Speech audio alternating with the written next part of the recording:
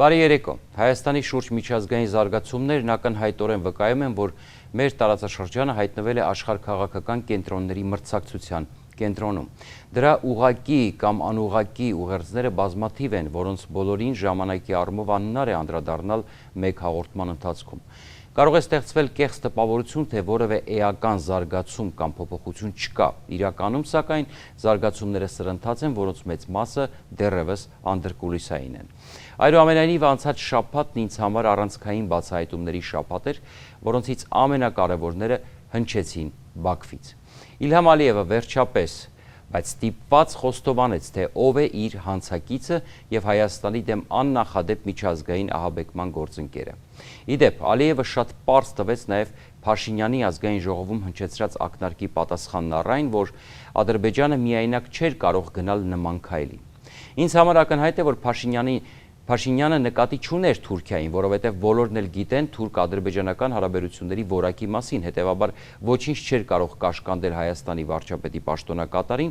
հնչեցնել թուրք-ադրբեջանական դուետի անունը, առավել ևս, որ նա բազմիցս խոսել է այդ մասին, հետևաբար հարցի պատասխանը թաքնված է Ադրբեջանի գործակցի անունը հնչեցնելու կաշկանդվածության տողատակում։ Եվ ահա, աշխարհաքաղաքական կենտրոնների դիրքորոշումներն ու միջազգային ահագնացող ճնշումները ստիպեցին Բաքվին բացահայտել իր հանցակցի անունը, առանց որի նա պարզապես չէր կարող դիմել այսպիսի միջազգային լկտիության։ Երբ պարզ դարձավ, որ ուժով Սյունիքը գրավելը օրեցօր դառնում է էլ ավելի բարդ ու վտանգավոր, երբ Իրանի արտգործնախարար Զարիֆը Երևանում վերահաստատեց, որ տարածաշրջանում սահմանների փոփոխություններն այլևս անընդունելի են, երբ միջազգային հանրությունը գրեթե 100%-ով հավանության արժանացրեց Հայաստանի միջազգային դիտորդներ սահմաններին տեղակայելու առաջարկին, երբ Մակրոնը Փաշինյանին հրավիրեց Ֆրանսիա և բավականին ամուր աջակցություն հայտնեց, երբ ԱՄՆ-ն ոչ միայն ազատեց Իրանի ձեռքերը, այլև 30 տարի անց նավթ գնեց Թեհրանից, մեծացնելով նրա ազդեցությունը տարածաշրջանում, երբ անգամ Բաքվում ԱՄՆ դեսպանությունը Ադրբեջանին կոչ է անում անհապաղ ազատ արձակել բոլոր գերիներին, երբ Եվրամիության մի շարք երկրների արտգործնախարարներ պատրաստվում են այցելել տարածաշրջան, երբ դերակատար հիմնական երկրները բացառությամբ Ռուսաստանի պահանջում են ազատ արձակել հայ գերիներին և հետ քաշել զորքերը Հայաստանի սահմաններից, Ադրբեջանը վարչապետ Ալի Ասադովի միջոցով հայտարարեց, թե Բաքուն հավանության է արժանացրել հայ-ադրբեջանական սահմանի սահմանագծման և սահմանազատման հարցով եռակողմ հանձնագում ստեղծելու Մոսկվայի առաջարկը։ Նկատենք, Բաքուն հասկանալով, որ միջազգային դիտորդների պարագայում չի կարողանալու կորզել ցանկալին, շտապում է հայտարարել, որ ընդունում է Մոսկվայի առաջարկը, որի հետ կարող է Խորհրդային Միության տարբեր քարտեզներով և Հայաստանի վրա ապօրինի ճնշումներով ստանալ առավելագույնը և պարտադրել հայերին զիջել Սյունիքի հարավը Միջանցք անվան տակ։ Ավելին, Ասադովն ասել է, թե ադրբեջանական կողմը պատրաստ է Երևանի հետ կառուցողական աշխատանքին։ Մեզ բոլորիս համար, սակայն, այլևս վաղուց ակնհայտ է, եթե Մոսկվայի առաջարկը կառուցողական է Ադրբեջանի համար, ուրեմն խիստ ապակառուցողական և վտանգավոր Հայաստանի համար։ Այլ կերպ ասած, Մոսկվան Հայաստանը կրկին հանել է վաճառքի և ես սրանում կասկած չունեմ։ Եվ վստահաբար չարժե ժամանակ կորցնել իմ համոզմունքի իսկությունը ստուգելու համար, որովհետև ինչպես շատերը Հայաստանում տարիներ շարունակ և մասնավորապես պատերազմից հետո համառորեն մերժում էին կամ փորձում էին հերքել իմ կանխատեսումները, այսօր միմյանց հերթ չտալով կրկնում են դրանք, բնականաբար ներկայացնելով որպես սեփական եզրահանգումներ։ Հարկ է անդրադառնալ Ալիևի ևս մեկ հայտարարության, որը հուսով եմ մանիպուլյատիվ էր և, ինչպես ասում են, մեկ կրակոցով երկու նապաստակ սպանում։ Այս անգամ անձամբ Ալիևը Թուրքիայի տրանսպորտի և ենթակառուցվածքների նախարարի հետ հանդիպման ժամանակ հայտարարեց, թե վերջին շրջանում հայկական կողմն առավել ճիշտ է վերլուծում Զանգեզուրյան միջանցքի անխուսափելիության հետ կապված հարցերը, հավելելով, թե Ղարաբաղյան երկրորդ պատերազմից հետո մենք աշխատում ենք նոր Զանգեզուրյան միջանցքի վրա, որի անվանումն արդեն ամրագրվել է միջազգային հարթության մեջ։ Այն կապահովի նոր կապ Թուրքիայի և Ադրբեջանի միջև։ Բնականաբար, այս հայտարարությունը ներքաղաքական փոթորիկ առաջացրեց Հայաստանում և շատ ուղղակիորեն Ալիևի մայիսի կեսերից սկսած քաղաքականության շարունակությունն էր, իսկ ավելի ճիշտ պլան B-ն։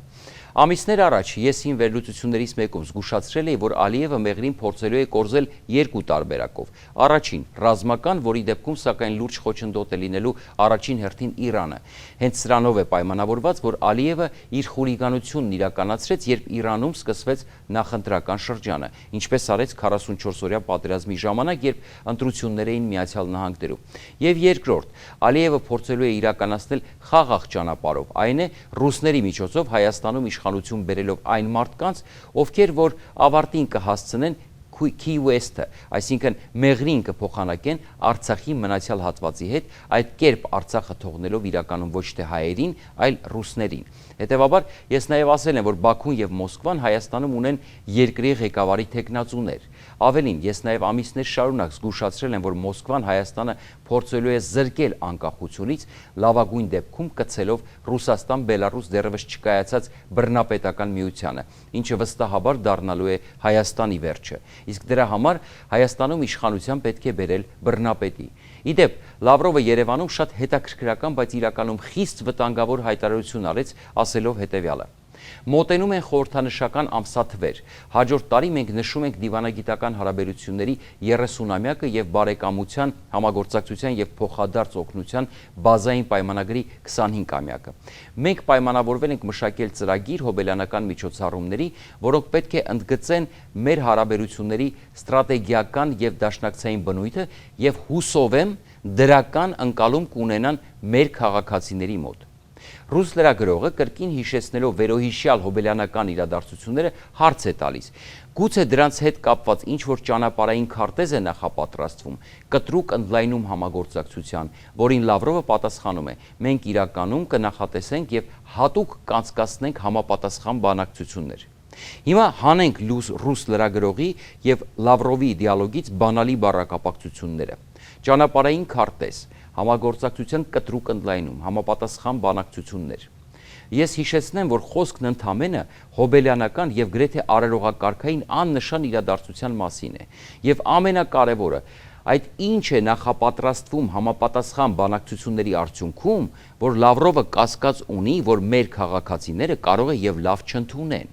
Կարծում եմ Մոսկվան սպասում է Հայաստանում ընտրությունների արդյունքներին, որից հետո շատ ավելի բաց կարող է Հայաստանի բռնակցման մասին խոսել։ Իդեպ, Մեղրի օտարման տարբերակը շատ ավելի դյուրին կդառնա Հայաստանի անկախության փաստացի եւ լիակատար կորստից հետո։ Ես չգիտեմ, թե Ալիևը ինչ ազդակներ է ստացել եւ ումից Զանգեզուրի միջանցքի հետ կապված, բայց որ Ալիևը այս հայտարարությամբ փորձում էր կանխել միջազգային դիտորդների հարցը եւ արևմտյան տերություններին ապացուցել, թե Հայաստանն իրականում համաձայնել է ռուս-ադրբեջանական տարբերակին ու չի պատրաստվում միջազգայնացնել հարցն աներկբա է։ Ինչու եմ կարծում, որ Ալիևը իր թեկնածուներին Հայաստանում սատարելուց բացի փորձում էր կանխել նաև Հայաստանի եւ Արևմուտքի կոնսենսուսը սահմանազատման եւ սահմանագծման հարցի միջազգայնացման հետ կապված մի պարզ պատճառով, որովհետեւ Փաշինյանի Ֆրանսիա այցից հետո Ադրբեջանը տարածեց եւս մեկ հայտարարություն ինքնախոստովանություն, այն է. Բաքուն արտգործնախարարի խոսնակի շուրթերով իր անհամաձայնությունն է հայտնել հայ-ադրբեջանական սահմանի եւ Արցախի հարցերում Ֆրանսիայի դիրքորոշումներին, որոնք այդ երկրի նախագահ Մակրոնը վերահաստատել էր Փաշինյանի հետ Փարիզի հանդիպմանը։ Բաքվի ԱԳՆ խոսնակը հայտարարել է, թե Ֆրանսիան չի կարող հատուկ դեր ունենալ հրադադարի, որովհետև հրադադարը պահպանվում է Ռուսաստանի միջնորդությամբ, Ադրբեջանի տարածքում ռուս խաղաղապահների ժամանակավոր տեղակայմամբ։ Ինչ է պետք սրանից ավելին հասկանալու համար, որ այնինչ տեղի է ունենում Սյունիքում ռուս-ադրբեջանական հերթական հակահայկական ստոր գործարքն է։ Ինչու են վախեցած Մոսկվան եւ Բաքուն հարցի միջազգայնացումից։ Պատասխանն ակնհայտ է։ Միջազգային դիտորդները աստիճանաբար կդառնան միջազգային խաղաղապահներ։ Ռուսաստանը վերջնականապես կկորցնի իր ազդեցությունը տարածաշրջանում, առավել եւս հզորացող Իրանի ֆոնին, իսկ Ադրբեջանը կզրկվի Մեղրիի մասին իր երազանքներից, չէ՞ որ Մեղրին այնքան հասանելի է նրանց թվում այսօր։ Ահա եւ ամենը։ Հետևաբար սահմանագծման եւ սահմանազատման հարցի միջազգայնացումից հետ կանգնելը կլինի դավաճանություն։ Այսքանը լավ եղեք եւ հիշեք, ընտրակաշառք վերցնողը անուղղակի վերածվում է պետական դավաճանի, Ադրբեջանի ուղղակի գործակալի եւ հայ զինվորի հիշատակն ու արյունը վաճառողի, որի որակումները թողնում եմ ձեր վառ երևակայությանը։ Իսկ տգիտությունը, սոցիալական վատ պայմանները, անբարոյականությունն ու ագահությունը արդարացում չեն եւ չեն կարող լինել։ Այս մեղքը ուղեկցելու է ընտրակաշառք վերցնողներին եւ նրանց սերունդներին իրենց ողջ կյանքում։